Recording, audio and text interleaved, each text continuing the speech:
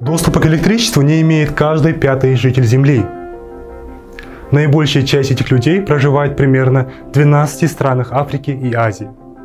В таких условиях женщины и девочки вынуждены тратить много времени на то, чтобы доставить воду для бытовых нужд, в клиниках невозможно хранить вакцины, и школьники не могут делать домашнюю работу в темное время суток. А предприниматели не могут вести конкурентоспособную деятельность.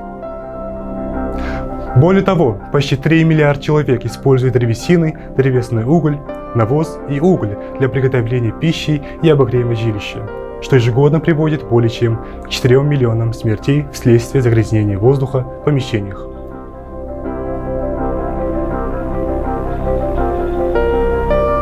На протяжении многих десятилетий основными источниками электроэнергии являлись такие виды ископаемого топлива, как уголь, нефть и газ. Однако при сжигании углеводородного топлива происходит выброс в атмосферу парниковых газов, который вызывает изменение климата и оказывает негативные воздействия на благополучие людей и окружающую среду. От этого страдает все население планеты, а не отдельная его часть. Кроме того, во всем мире стремительно растет уровень потребления электроэнергии. Следовательно, при отсутствии стабильного электроснабжения страны не смогут подпитывать свою экономику.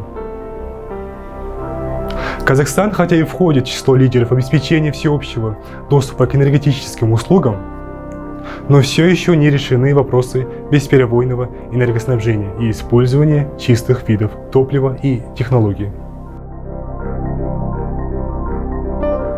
Многие населенные пункты находятся на значительном расстоянии от объектов генерации энергии. Следовательно, необходимо развивать альтернативные локальные источники энергоснабжения в отдаленных населенных пунктах. Казахстан к 2025 году планирует получать половину электроэнергии из возобновляемых источников. Сейчас только 1% электричества в стране дает чистая энергетика.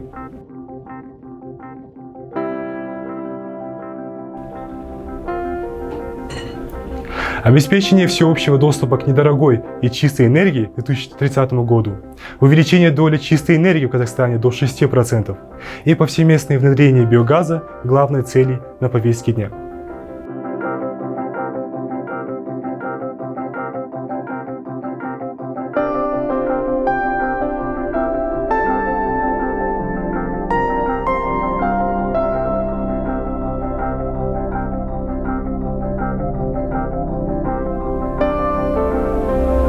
Следует отметить, что наш университет является хабом ООН по устойчивому развитию, активно развивающим стратегию внедрения альтернативных источников энергии.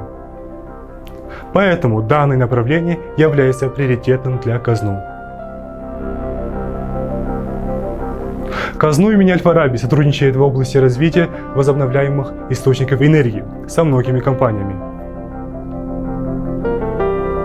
В ВУЗе проводятся лекции на тему возобновляемых источников энергии.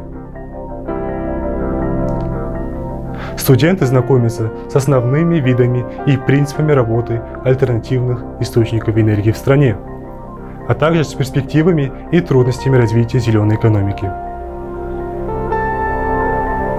В ходе лекции студентам подробно рассказывают о результатах работы проектов компаний, солнечных электростанций, о деятельности лабораторий ВИЭ, о тестируемых на станции инновационных технологиях в области ВИЭ и планируемых проектах на ближайшее будущее.